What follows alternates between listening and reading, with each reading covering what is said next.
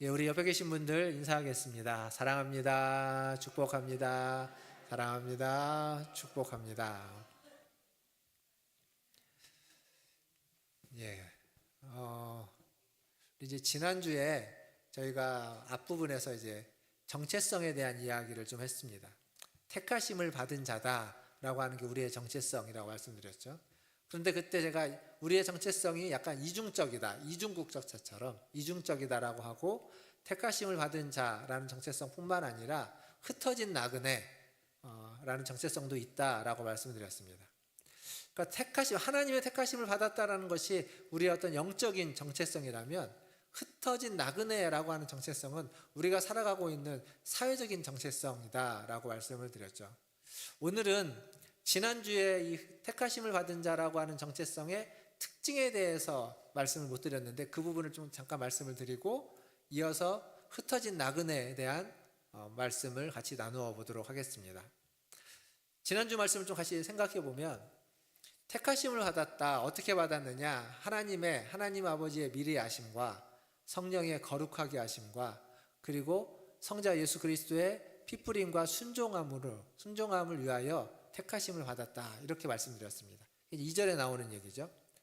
그러니까 그걸 단적으로 줄여서 얘기해 보면, 우리의 택하심은 성부, 성자, 성령 삼위 하나님이 함께 힘을 모아서 합쳐져서 우리를 택하셨다라는 겁니다. 그만큼 택함 받으신 여러분은 대단한 존재다라고 지난주에 말씀드렸습니다. 믿으십니까? 일부보다 작으신데요. 믿으십니까? 예. 그만큼 여러분 대단한 존재이십니다. 우리가 이걸 지난주에 제가 말씀을 드렸고 오늘도 말씀을 드리고 이미 이전에도 들어서 알고 있긴 합니다. 머리로 알고 있고, 그래서 받아서 그렇게 믿고 있습니다. 하지만 거기서 좀 한 걸음 더 나아가면 좋겠습니다.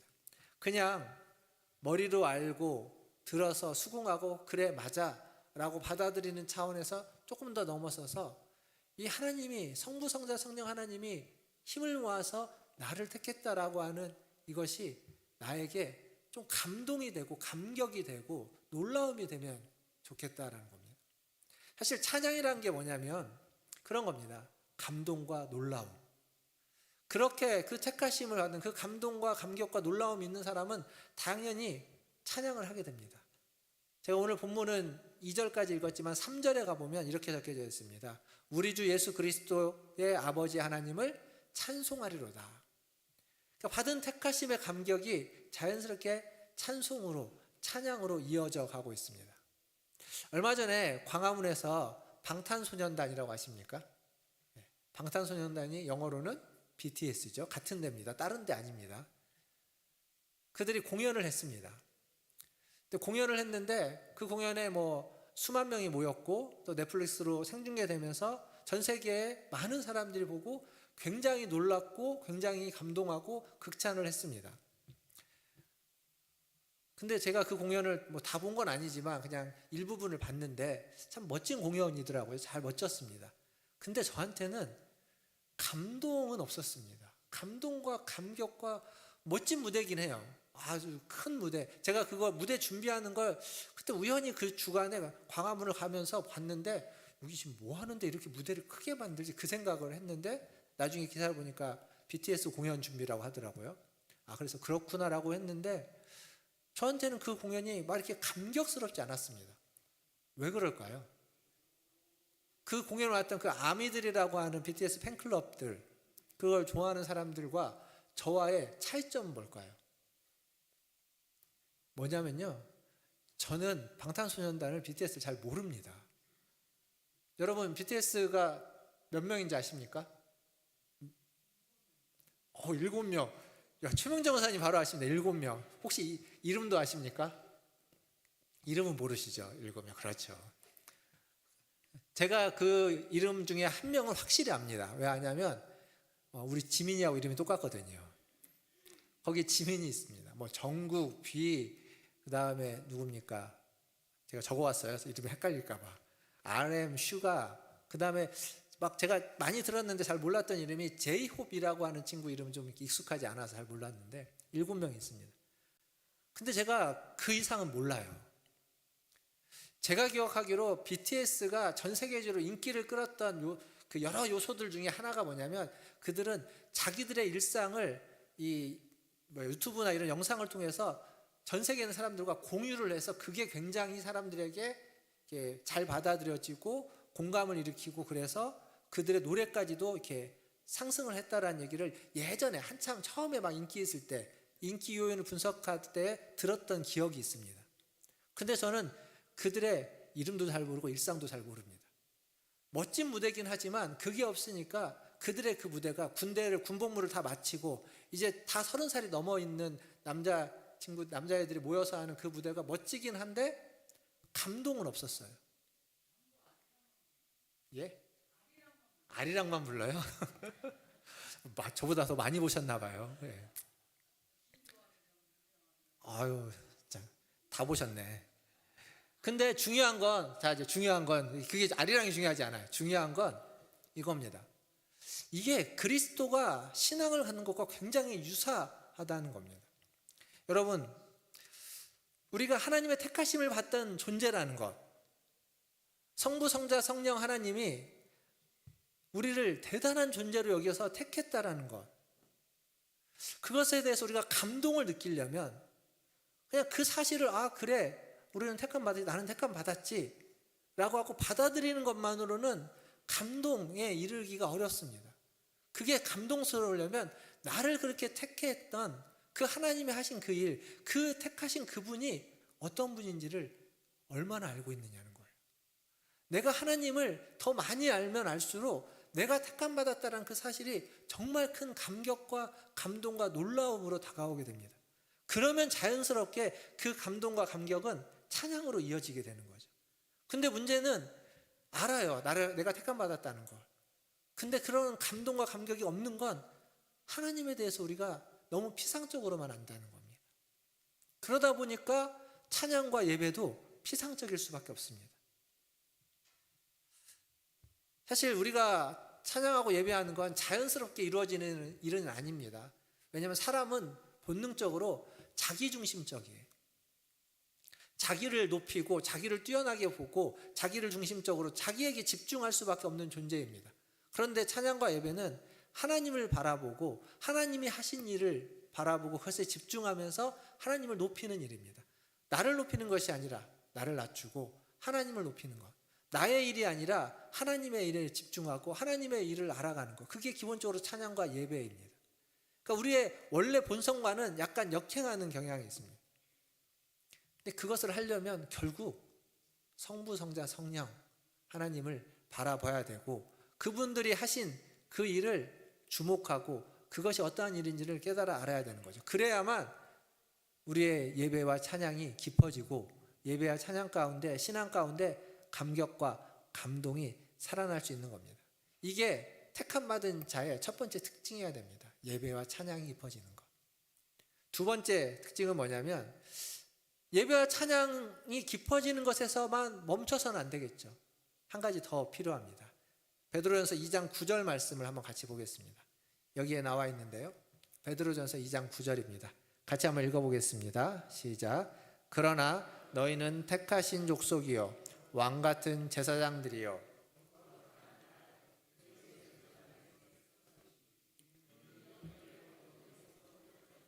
그의 기이한 빛에 들어가게 하신 이의 아름다운 덕을 선포하게 하려 하심이라. 아멘.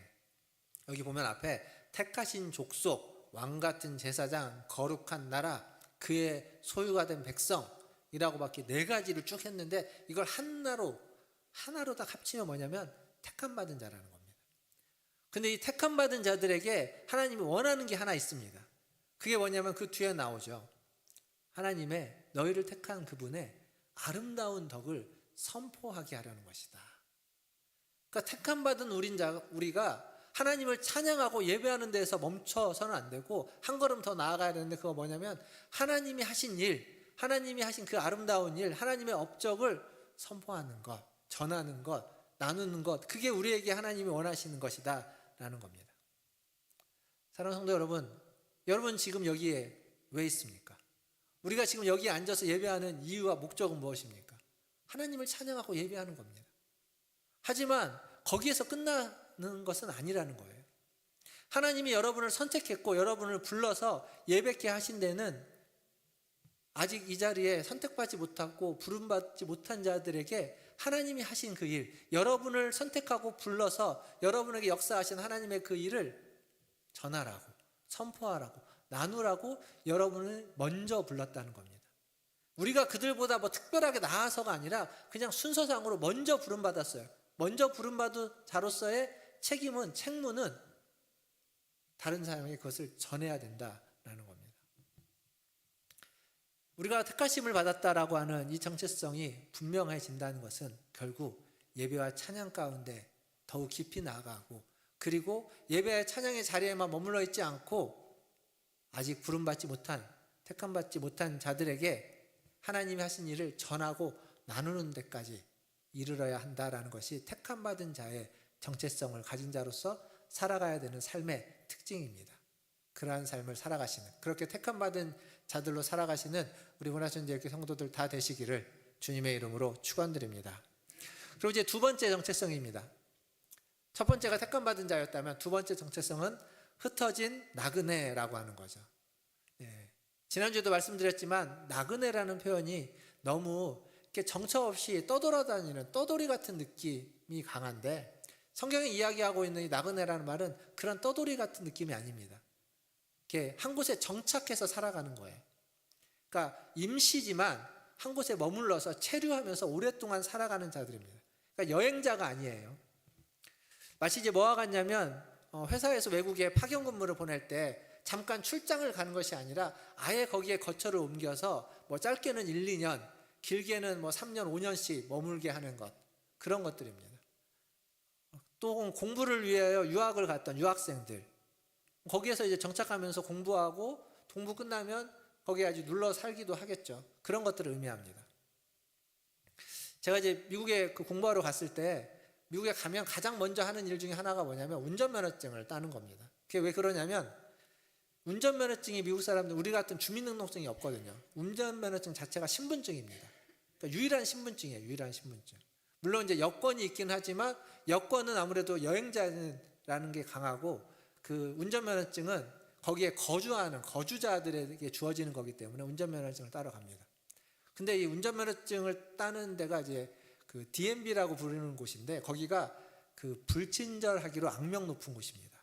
사람은 엄청 많은데요, 일은 진짜 천천히 하고요, 친절은 아예 뭐 친절이라는 자체가 존재하지 않는 곳입니다. 제가 운전면허증을 땄는데 운전면허증을 실물을 손에 닿기까지 한 10개월 걸렸습니다. 10개월. 그전에는 이제 뭐 퍼밋이라고 해서 종이로 요만한 종이 쪽지 하나 줘요. 그거 갖고 다니면서 운전을 하는 거예요. 차에다가 넣어놓고. 그거 없으면 운전 못 하거든요. 근데 실제 이제 면허증 받기까지는 한 10개월 걸렸어요. 근데 왜 그렇게 해야 되냐면 거기에서 살기 위해서는 그게 그 나라의 그곳의 법이고 제도예요. 그리고 그게 문화입니다. 나는 그 나라 사람이 아니니까 그걸 안 따라간다? 그럴 수 없는 거예요. 법이고 제도기 때문에. 그 일본에 가면 그 차 운전하는 운전석이 우리나라는 왼쪽에 있는데 오른쪽에 있거든요. 그리고 도로도 우리나라는 오른쪽으로 다니는데 일본은 왼쪽으로 다닙니다. 반대예요. 근데 나는 차를 몰고 가가지고 우리나라 가던 대로 반대로 가면 어떻게 됩니까? 그 나라의 제도대로 따라가지 않으면 위험한 거죠. 사고 나는 겁니다. 분명 내가 그 나라의 신분증을 가지고 있긴 하지만, 그렇지만 나는 그 나라 사람이 아닙니다. 거기에 머물러 살아가는 사람일 뿐이죠. 거주자일 뿐입니다. 국적은 대한민국이었고 하지만 그 나라의 신분증을 가지고 살아가는 겁니다. 임시로 거주하면서 사는 자들이라는 거죠. 그러니까 우리는 이 세상 속에서 임시로 거주하며 사는 자들입니다. 그 임시가 어떤 이들에게는 좀 짧은 인생이기도 하고 어떤 이들에게는 좀 긴 인생이기도 하지만 크게 보면, 영원이라는 관점에서 보면 임시입니다. 잠시 머물러 살아가는 거죠. 근데 문제는 그리스도인으로서 우리가 이 땅에서 임시로 머물고 있는 사람들이다라는 사실을 잊고 살아가는 데 있습니다. 하나님의 택함받은 존재이고 하나님의 택함받은 존재로서 우리는 이 땅에 잠시 머물렀다 살아가는 흩어진 나그네와 같다라는 존재를 잊어버리는 겁니다. 그러다 보니까 어떻게 되냐면 이 땅에서 살아가는, 잠시 머물러 있는, 근데 거기에서 그 제도와 그 문화와 그것들을 따라가다 보니까 그것이 전부인 것처럼 생각하고 살아가는 거죠. 잠시 있다가 가야 되는 곳이 있는데 거기를 잊어버리는 겁니다. 우리의 삶의 현장은요, 여러분의 인생은 하나님이 택하시고 부름받은 자로서 살아가는 하나의 무대와 같습니다. 뿐만 아니라 흩어진 나그네로 살아가는, 이 세상은 흩어진 나그네로 살아가는 임시적인 무대이기도 합니다.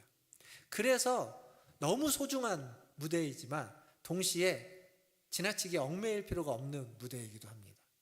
하나님이 주신, 하나님이 허락하신 삶의 자리이니까 소중합니다. 그러나 영원한 자리는 아닙니다. 그러니까 잠시 있는 거예요. 임시적으로 있는 거예요. 얽매일 필요는 없다라는 겁니다. 사랑하는 성도 여러분, 여러분의 삶을, 여러분의 인생을, 여러분의 하나님 주신 그 무대에 소중하게 생각하십시오. 그러나 지나치게 얽매이지는 마시기를 주님의 이름으로 축원드립니다. 이런 흩어진 나그네, 흩어진 거류민들의 특징적인 삶이 한 두 가지 또 있습니다. 첫 번째는 베드로전서 1장 17절에 나옵니다. 같이 한번 읽어보겠습니다. 베드로전서 1장 17절 같이 읽겠습니다. 외모로 보시지 않고 각 사람의 행위대로 심판하시는 일을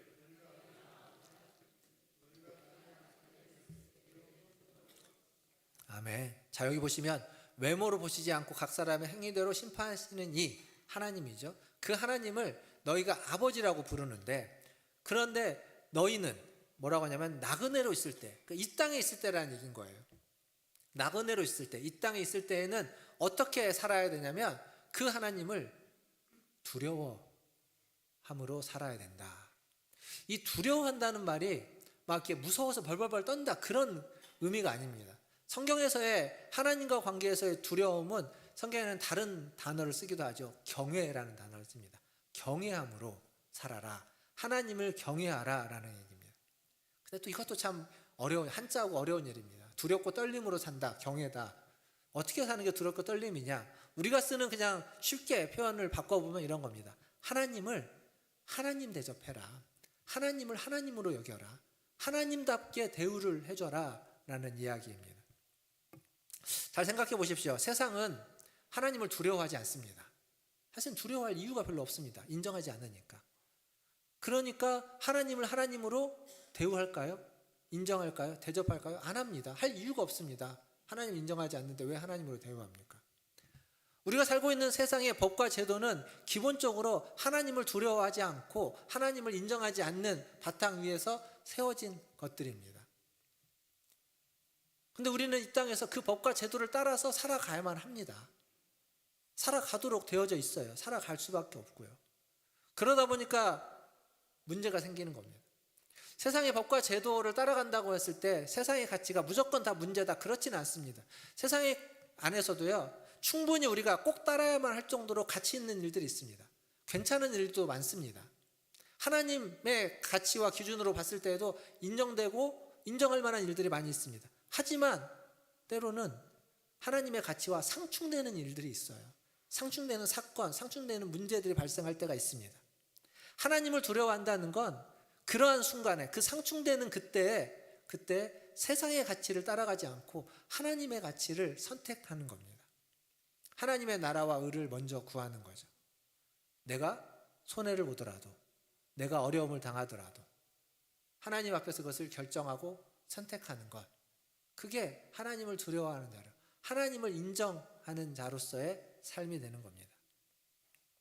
근데 사실 우리가 세상에 살다 보면 세상이 하나님을 두려워하지 않기에, 세상이 하나님을 인정하지 않기에 자연스럽게 우리도 그렇게 그런 두려움이나 하나님을 인정하는 것이 무뎌질 수가 있습니다. 무뎌져요. 그냥 희석되어져 갈 수 있는 겁니다. 그렇게 하나님을 두려워하지 않고 살아가다 보면, 그것이 희석되다 보면 나도 모르는 사이에 자꾸 어리석은 결정과 선택을 하는 경우들도 발생하게 됩니다. 아무도 보지 않으니까, 아무도 모르니까, 들키지 않으면 되니까. 그래서 옳지 않은 것들을 선택하고 그런 것들에 가담할 수도 있고, 잘못된 일들을 할 수 있습니다. 그거에 또한 우리는 자기 합리화를 할 수 있습니다. 어쩔 수 없었다. 어떤 이유와 어떤 핑계로 합리화할 수 있습니다. 그렇게 되면 결국 자기 자신을 성찰하지도 않고 겸손할 이유가 사라져버리게 됩니다. 그 모든 것들 속에서.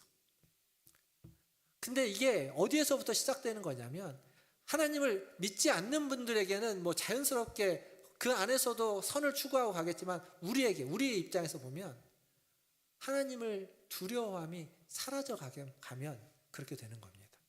그래서 지금 이야기하는 거예요.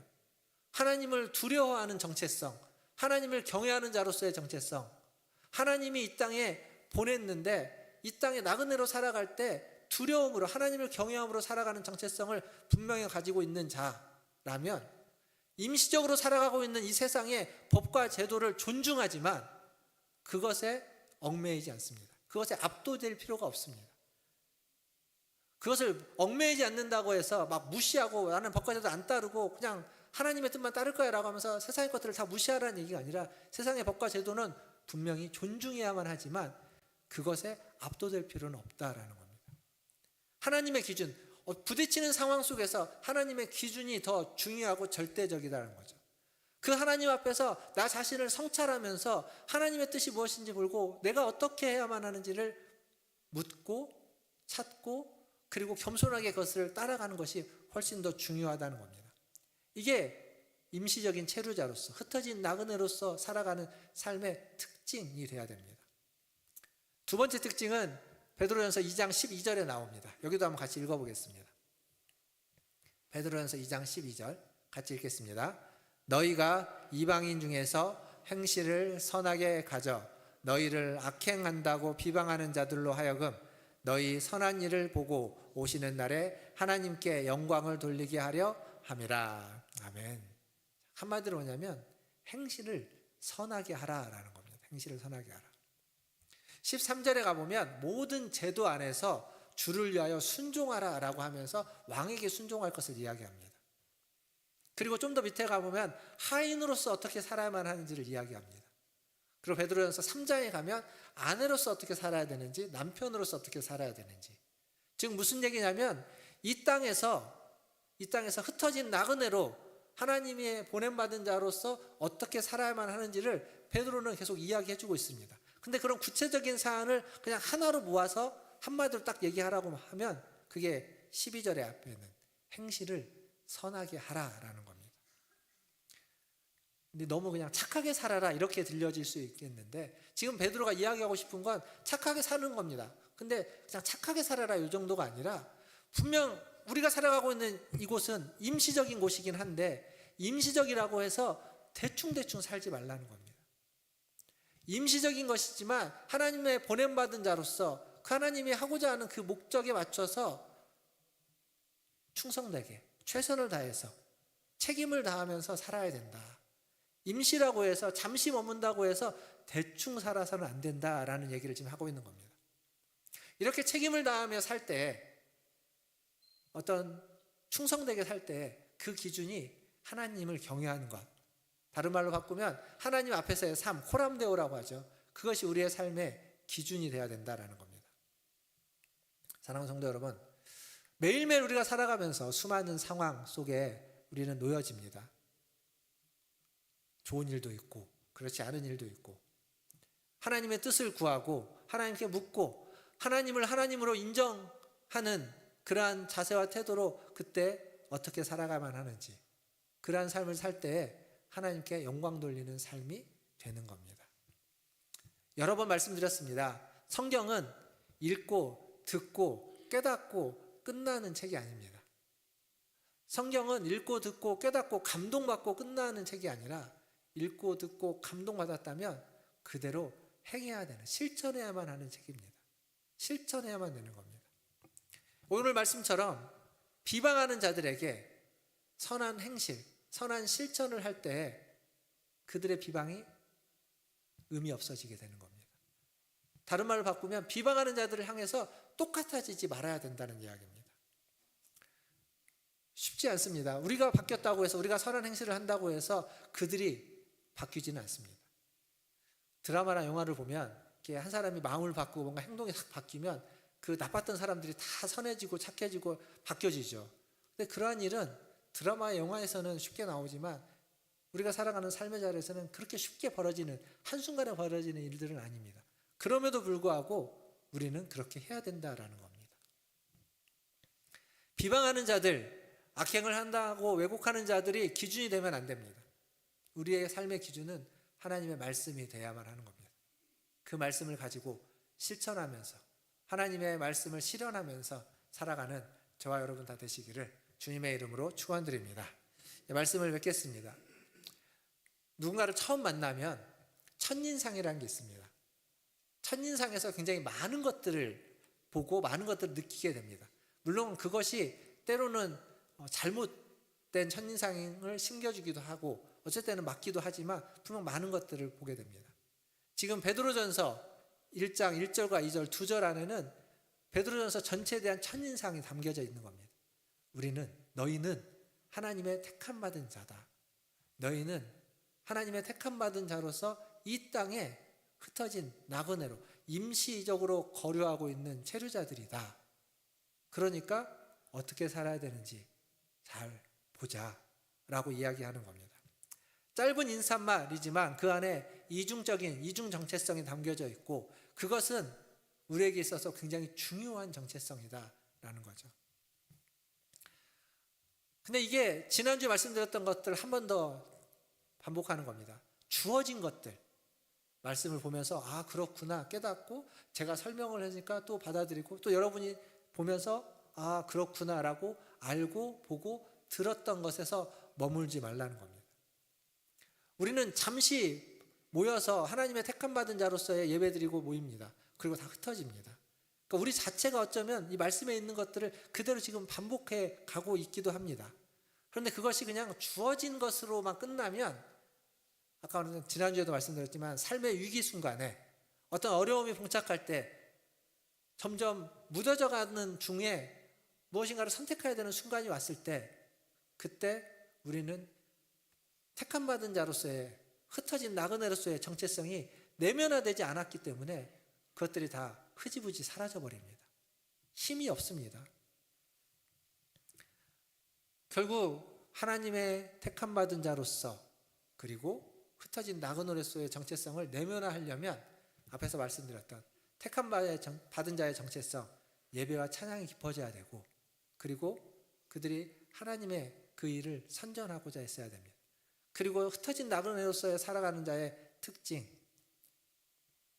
하나님께서 우리를 어떤 자로 부르셨는지를 알고 이 땅의 법과 제도를 존중하되 그거에 압도되지 않고 살아가는 겁니다.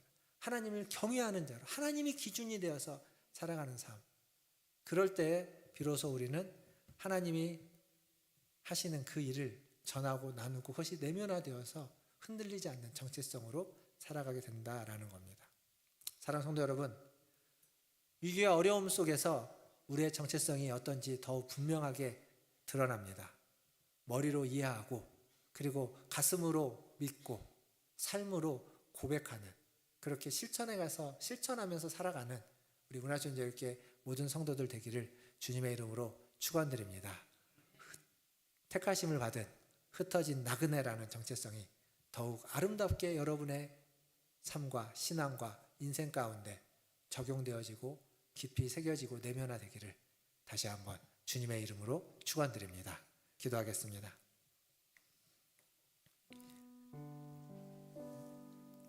지난주와 이번 주는 어쩌면 하나의 설교입니다.